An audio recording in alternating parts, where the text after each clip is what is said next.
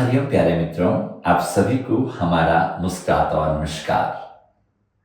आप सब कैसे हैं? मुझे लगता है बहुत आनंद में हैं। आज हम बात करेंगे योग के बारे में।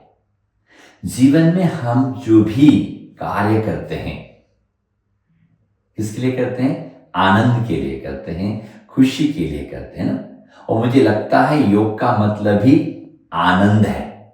इसलिए तो कहा है ना, यम, नियम, आसन, प्राणायाम, प्रत्याहार, धारणा, ध्यान और समाधि। और समाधि का मतलब है अल्टीमेट हैप्पीनेस। क्या है? अल्टीमेट हैप्पीनेस, जिसमें पल का भी हमको ज्ञान नहीं हो, ऐसा। इसलिए हम जितने भी काम करते हैं आनंद के लिए करते हैं, लेकिन हमारे पास आनंद आ नहीं पाता। पता है क्यों?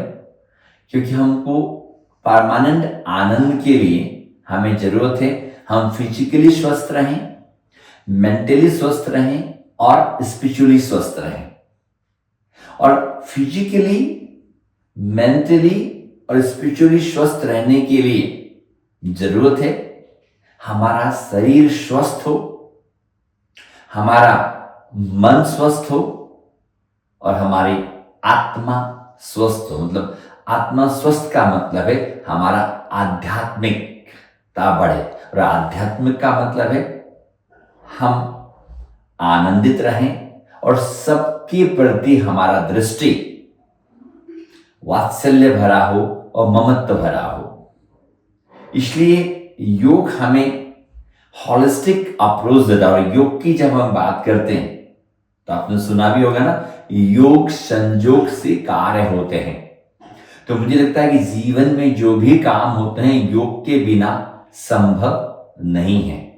किसके बिना? योग के बिना संभव नहीं। इसलिए कहते हैं ना, योग संयोग से।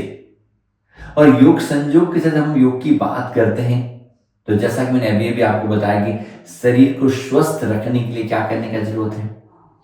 शरीर को स्वस्थ रखने के लिए हमारे आसन, क्रियाएं और मुद्राओं के माध्यम से शरीर को स्वस्थ रखते हैं। और मन को स्वस्थ रखने के लिए क्या करेंगे? कहते हैं ना, एक आपने कहावत भी सुना होगा, लंबा गहरा श्वास होगा तो मन अच्छा होगा, है ना? क्या कहते हैं? मन शांत और प्रफुल्लित होगा। और मन शांत और प्रफुल्लित होगा तो श्वास लंबा और गहरा होगा। तो श्वास को मैनेज करने के लिए प्राणायाम बहुत अच्छा है। तो प्राणायाम किस प्रकार से करें, उस विधियों पर हम आने वाले समय में चर्चा करेंगे। जैसा मैंने कहा कि शरीर अच्छा हो, उसके लिए आसनों का क्या सीक्वेंस होना चाहिए, क्रियाएं कैसी होनी चाहिए, कैसे परफेक्शन होता है, कैसे अलाइनमेंट होता है, उस चीज के बारे में भी हम आने वाले एपिसोड में इस पर गहराई से चर्चा करेंगे, है ना? तो हमारे शरीर का हुआ, उसके बाद मन का हुआ। कहते हैं ना, तन मन, तीसरा क्या बोलते हैं? धन। धन का बात नहीं है, तन मन तीसरा होता है आत्मा।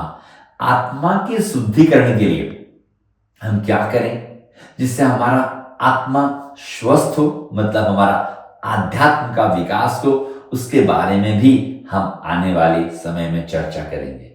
वैसे मोटा मोटी अब हम आपसे बात करें तो आत्मा की स्वस्थ शुद्धिकरण के लिए ध्यान बहुत महत्वपूर्ण है। ध्यान क्या है, कैसे करना चाहिए, किस तरह की पद्धतियां, इस सब के बारे में हम विस्तृत में समझेंगे। तो प्यारे मित्रों, आप सब तैयार रहें हमारे होलिस्टिक हेल्थ के लिए, जिसमें आने वाले समय में we will talk physically, mentally and spiritually growth के लिए। तब तक के लिए आप सभी को हमारा मुस्कुराता हुआ नमन। हमारे साथ बने रहिएगा और ये मैक्सिमम लोगों तक पहुंचाने का प्रयास करें। धन्यवाद।